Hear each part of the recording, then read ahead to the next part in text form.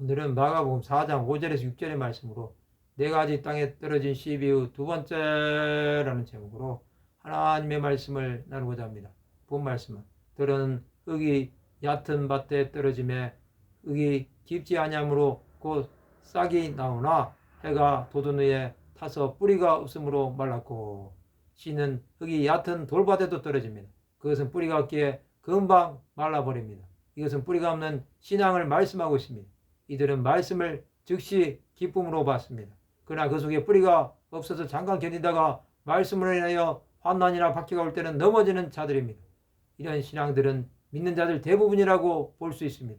수많은 교회는 이런 믿음으로 살고 있습니다. 자신은 믿음이 좋다고 생각합니다. 그들은 교회 안에서 새벽기도와 공예배에 모두 참석합니다. 또 각종 헌금을 내는 것입니다. 이들은 다른 사람들에게 신앙이 좋은 사람으로 보여지는 것입니다. 그러나 믿지 않는 가정에서 어려움이 찾아오면 이을 방법이 없습니다.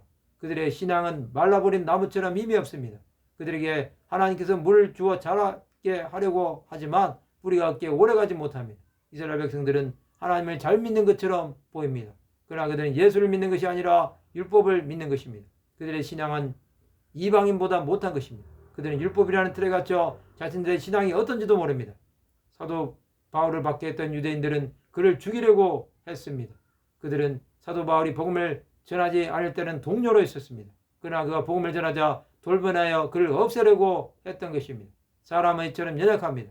아무리 친한 사이라고 할지라도 예수를 믿는다고 하면 그를 더 신뢰하지 않는 사람들이 있습니다.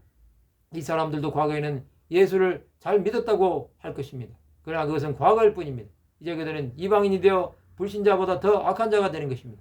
뿌리가 없기에 조금만 흔들어도 흔들리는 갈대와 같이 되어버립니다. 예수를 믿는 사람은 환난과 박해가 반드시 오게 되어 있습니다. 그것은 불신자에게서 오는 것이 아니라 신자에게서 오는 것입니다. 자신이 성도라고 하면서도 제자의 삶을 사는 자에게 박해를 가합니다. 그것은 예수를 지나치게 믿는다고 생각합니다.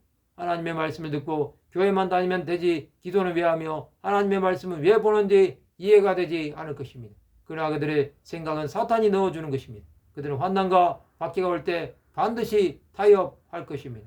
어떠한 방법을 써서라도 살아남으려고 할 것입니다. 그러나 그렇게 살아가면 반드시 하나님의 심판을 당하게 되어 있습니다. 우리는 하나님 앞에서 신앙으로 살아야 합니다. 우리에게 비록 고난이 온다고 해도 그것 때문에 주 예수를 떠날 수는 없습니다. 그것이 우리의 신앙의 기초가 되어야 합니다. 말씀을 마치고자 합니다. 뿌리가 깊은 신앙이 되어 주 예수께 접붙여 사는 하나님의 백성들이 되시기를 주님의 이름으로 축원합니다.